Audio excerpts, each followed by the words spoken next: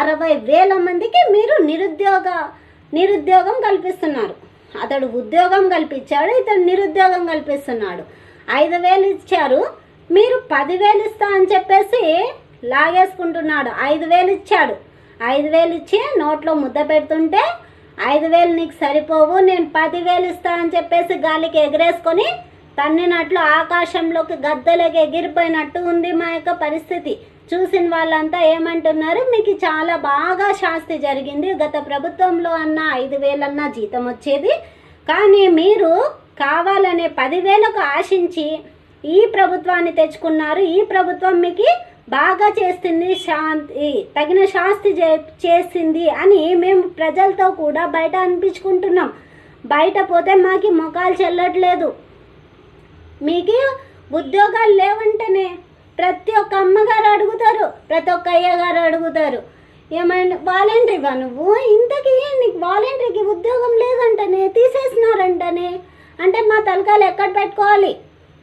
5 సంవత్సరాలుగా చేసినాం, దీన్నే నమ్ముకొని బ్రతికినాం.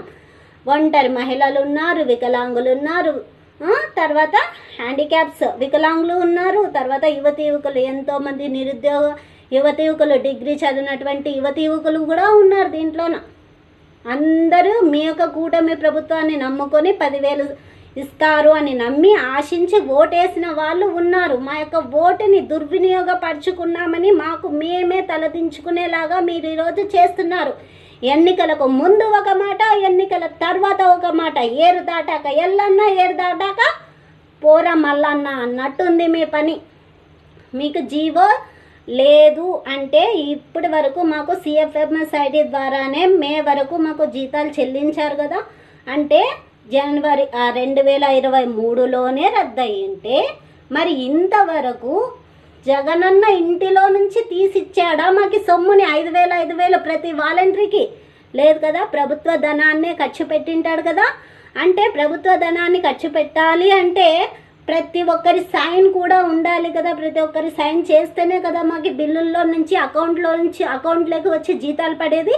ఆ యొక్క సైన్లు ఎవరెవరైతే పెట్టింటారో వాళ్ళని పోయి లాక్కొని వచ్చి నువ్వు ఎట్లా సైన్ పెట్టావు, ఈ యొక్క జీవో లేనిదే వీళ్ళకి ఎట్లా సైన్ పెట్టడానికి నీకు హక్కు ఉంది అని చెప్పేసి వాళ్ళని నిలదీసి అడుగు నీకు ధైర్యం ఉంటే.